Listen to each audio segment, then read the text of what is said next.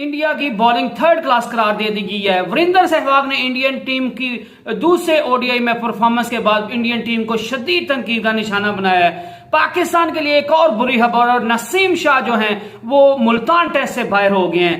India के 3 main player जो है वो तीसरे ओडीआई से बाहर हो गए हैं। अस्सलाम वालेकुम, मैं हूं मलिक अब्दुर्रहमान और मैं अपने यूट्यूब के चैनल पे तमाम नाज़रीन को खुश आमदीद कहता हूं। बांग्लादेश ने पहले बैटिंग की और बांग्लादेश ने मेहदी हसन और महमूदुल्लाह की खूबसूरत और कमाल बॉल बैटिंग की वजह से 271 रन का टारगेट इंडिया को दिया। जो इंडिया जो है वो 50 ओवर में 5 रन शॉर्ट रह गया और इंडिया ये जो मैच था ये 5 रन से जीत गया। दूसरे जो ओडीआई में था उसमें भी जब बांग्लादेश की टीम 69 फॉर 6 थी और उसके बाद मेहदी हसन और महमूदुल्लाह की कमाल बारी के बाद मेहदी हसन ने 100 बनाए, महमूदुल्लाह ने 77 प्लस बनाए।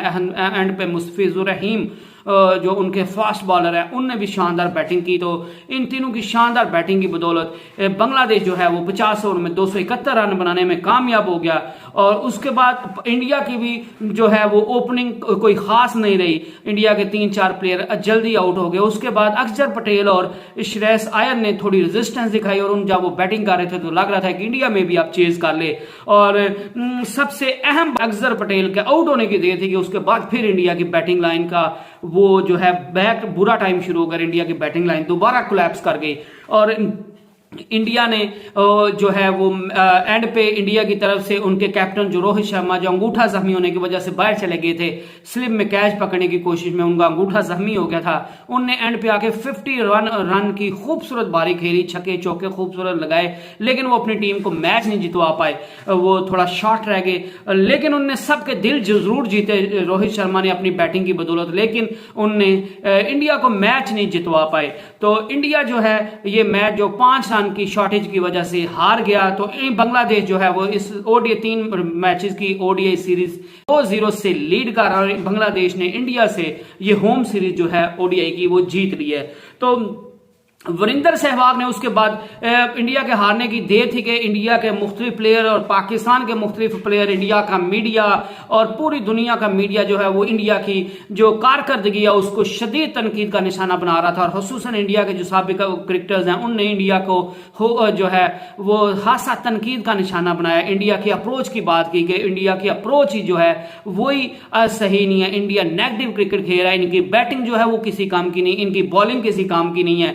इनकी फील्डिंग जो वीरेंद्र जो है सुरेश रायना और रविंद्र जडेजा के जाने के बाद जो है बिल्कुल थक गई इनकी बैटिंग भी, और कप्तानी भी जो है उस पर भी खासी तनकीद की जा रही है कि रोहित शर्मा सही तरह कप्तानी भी नहीं कर पा रहे। तो जो उनकी इंडिया के लिए जो है उनकी बैटिंग, बॉलिंग, फील्डिंग और कैप्टनसी हर चीज इंडिया के लिए जो है वो एक टेंशन की बात बनी हुई है। तो वीरेंद्र सहवाग ने भी कल आकर बड़ी एक स्टेटमेंट जारी की। उनने इंडिया को शदीद तनकीद का निशाना बनाया कि अब इंडिया की टीम के लिए यही रह गया था कि उसने बांग्लादेश से हारना था। तो अब जो इंडिया की टीम जो है वो बांग्लादेश से हार गया। तो उसके बाद वीरेंद्र सहवाग ने इंडिया की टीम को खुसूसन जो है वो शदीद तनकीद का निशाना बनाया और उनको कहा कि ये इंडिया के लिए एक वेकअप कॉल है और आप सबको समझ आ जानी चाहिए आपके इंडिया की क्रिकेट जो है वो अब किस तरफ जा रही है। ये इंडिया के लिए एक साइन ऑफ वरी है कि परेशानी की बात है कि इंडिया की क्रिकेट किस तरफ जा रही है। आपको ये बॉदर होने वाली बात है जिस तरह की टीम की परफॉर्मेंस है। ये जो है इंडिया की बीसीसीआई के लिए और इंडिया की टीम को, इंडिया के कर्ता धर्ता जो बीसीसीआई के लिए उनके लिए परेशान कुन और टेंशन वाली बात है कि इंडिया की क्रिकेट को या इंडिया की क्रिकेट किस तरफ जा रही है और आप उसको किस तरफ लेके जा रहे हैं। इंडिया की क्रिकेट जो बैटिंग जो थी वो पूरी दुनिया में मानी जाती थी और इंडिया जो है वो वन ऑफ द जो है हार्डेस्ट टीम होती थी जिनको डिफीट दे सकें। लेकिन क्योंकि इंडिया जो खेल भी रहा था वो भी बांग्लादेश में खेल रहा था, तो ऐसा भी नहीं कि इंडिया को जो है अपनी होम एडवांटेज नहीं था। बांग्लादेश में भी सेम टू सेम वही पिच जो होती है वो जो इंडिया में सिचुएशन होती थी। उसके बावजूद बांग्लादेश ने इंडिया को हराया, वो इंडिया के लिए वाकई परेशानी की बात है। और इंडिया की बैटिंग, बॉलिंग सब फ्लॉप हो रही है। मोहम्मद सिराज वो कोई खास परफॉर्मेंस नहीं दिखा पाए, उनको कल बहुत ज्यादा रन पड़ गए। उमरान मलिक को कल खिलाया गया, वो भी कोई खास परफॉर्मेंस नहीं दिखा पाए। उसके बाद जो है अक्षर पटेल ने कोई खास परफॉर्मेंस नहीं दिखाई, दीपक चाहर ने कोई खास परफॉर्मेंस नहीं दिखाई। और अब इंडिया की टीम को तीसरे ओडीआई में ज्यादा मुश्किल का शिकार होना पड़ेगा, क्योंकि उनका कैप्टन जो है वो तीसरे ओडीआई के लिए अवेलेबल नहीं होगा, क्योंकि उसको मुंबई वापस भेज दिया गया चेकअप के लिए। कुलदीप सिंह जो है वो भी तीसरा ओडीआई नहीं खेलेंगे, वो भी वापस जा रहे हैं। दीपक चाहर वो भी तीसरा ओडीआई के लिए अवेलेबल नहीं होंगे। 11 क्या बनती है और वो किस तरह का परफॉर्म करते हैं, परफॉर्मेंस देते हैं अंडर प्रेशर होके, या तो इंडिया की टीम कल जो है out of the box performance दे देगी और वो सबको हैरान कर देगी, क्योंकि अब उनके पास उनको पता है कि हमारी जो बेइज्जती होनी थी वो होगी, हम सीरीज भी हार गए हैं, तो बांग्लादेश में भी कल थोड़ा लाइट भी ले ले इंडिया जीत जाए। लेकिन बहरहाल अब देखना पड़ेगा कि इंडिया जो है बॉलिंग और बैटिंग में कौन सा कॉम्बिनेशन खिलाता है और इंडिया कैसा परफॉर्म कर पाता है। पाकिस्तान के लिए दूसरे टेस्ट से पहले एक और परेशान कुन खबर आ गई है, क्योंकि शहीन शाह अफरीदी पहले से इंजर्ड है, हारिस रऊफ पहले टेस्ट में इंजर्ड हो गए, अजहर अली इंजर्ड हो गए और अब नसीम शाह के बारे में बुरी खबरें आ रही हैं। और नसीम शाह जो है वो भी इंजर्ड हो गया और जराए की माने तो वो कल इंग्लैंड के खिलाफ दूसरे टेस्ट में जो मुल्तान में खेला जाएगा उसमें पाकिस्तान की टीम को अवेलेबल नहीं होंगे, क्योंकि नसीम शाह को राइट शोल्डर में दाएं कंधे में स्लाइड निगल हो गया कि हल्का सा उनको पेन हो रहा है, उनको पेन महसूस हो रहा है, वो डिस्कंफर्ट महसूस कर रहे हैं, वो खुद को सही जो है 100% फिट नहीं समझ रहे और उनको दाएं कंधे में जो है वो पेन हो रही है। और जब आपको पता है एक फास्ट बॉलर है, उसने जोर भी लगाना होता है और उसी बॉलर से उसी वो बाजू से उसने बॉल फेंकनी है, तो अगर उस बाजू में हल्का सा भी पेन हो या हल्की सी भी कोई चीज लग जाए तो फिर बॉलर के लिए बॉलिंग करना बहुत मुश्किल हो जाता है। तो ये पाकिस्तान के लिए एक बहुत परेशानी की बात है, क्योंकि पाकिस्तान को अगर टेस्ट चैंपियनशिप का फाइनल खेलना तो पाकिस्तान को अगले अपने जो बकिया रह गए टेस्ट मैचेस न्यूजीलैंड के खिलाफ भी और इंग्लैंड के खिलाफ भी वो सारे जीतने होंगे और फिर उसी सूरत में पाकिस्तान जो है इंग्लैंड जो टेस्ट की चैंपियनशिप है उसके फाइनल में पहुंच सकता है। अदरवाइज पाकिस्तान के लिए बहुत सी मुश्किलात खड़ी हो जाएंगी और अब जो है नसीम शाह के अनफिट होने के बाद पाकिस्तान की मुश्किलात में और इजाफा हो गया है, क्योंकि हारिस रऊफ आपको पहले अवेलेबल नहीं है, नसीम शाह जो है वो आपको ऑलरेडी वो अवेलेबल थे, उनको भी जो है इंजरी हो गई है। तो अब ये भी देखना पड़ेगा कि हारिस रऊफ का जो सुनने में आ रहा था, पहले उनके सुनने में आया कि मोहम्मद अब्बास उनको रिप्लेस करें, फिर हसन अली के बारे में आया और फिर कई दफा मीर हमजा के बारे में आया कि उनको वो शायद उनको रिप्लेस करेंगे। उसके बाद ये भी खबरें चली कि जो मैनेजमेंट है वो यही सोच रही है कि हमने जो टीम सेलेक्ट की है उसी में से हम किसी दूसरा जो प्लेयर है फास्ट बॉलर है उसी को सिलेक्ट कर लेंगे। तो ये अब देखना पड़ेगा कि पहले तो हारिस रऊफ की कमी पूरी करनी थी, अब नसीम शाह की भी कमी आपको पूरी करनी पड़ेगी और नसीम शाह की रिप्लेसमेंट जो है वो पाकिस्तान किस खिलाड़ी को अनाउंस करता है ये वक्त आएगा तो पता चलेगा, सुबह तक पता चल जाएगा। मैं भी अभी तक अनाउंस थोड़ी देर तक पीसीबी कर दे, लेकिन अभी तक अनाउंस नहीं किया गया। तो पाकिस्तान के लिए एक और बुरी खबर नसीम शाह की इंजरी की सूरत में आ गई है।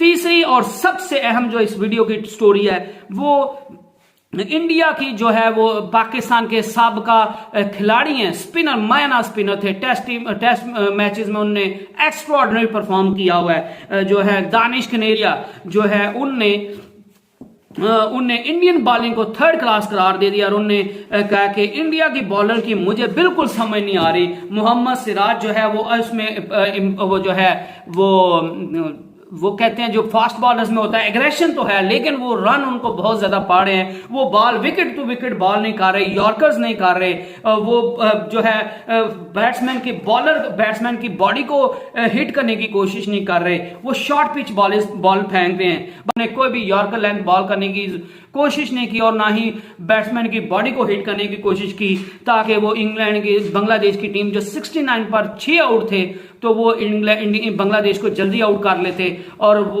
इंडिया जो है ये मैच आराम से जीत जाता। लोएस्ट टोटल होता तो इंडिया जो है आराम से ये मैच जीत जाता, लेकिन इंडिया के बॉलर्स ने ये मौका जाया किया और उन्हें शॉर्ट पिच बॉल्स करते रहे जो समझ से बालातर था। तो ये इंडिया की बॉलिंग जो है मैंने आज तक इंडिया के इतनी बुरी बॉलिंग नहीं देखी और ये इंडिया की वर्स्ट बॉलिंग थी और उन्होंने इंडियन बॉलिंग को जो है वो थर्ड क्लास बॉलिंग करार दिया और इंडिया के लिए ये एक इंतहाई परेशान कौन जो है वो बात है, क्योंकि इंडिया की बॉलिंग पे तो हमें इंडिया की बॉलिंग जो थी बुमराह और मोहम्मद शामी के आने के बाद, इरफान पठान के आने के बाद जो थी वो काफी स्टेबल हो गई थी और जाना जा रहा था माना जा रहा था कि इंडिया की जो बॉलिंग है वो अब पहले की बनिस्बत बहुत बेहतर हो गई है, क्योंकि इंडिया हमेशा अपनी बैटिंग की वजह से जाना जाता है। लेकिन अब इंडिया की बैटिंग भी जो है वो भी कोलैप्स करती नजर आ रही है। अगर सूर्या कुमार यादव परफॉर्म नहीं करेंगे, रोहित शर्मा परफॉर्म नहीं करेंगे, विराट कोहली परफॉर्म नहीं करेंगे, तो फिर जो है इंडिया की बैटिंग जो है वो भी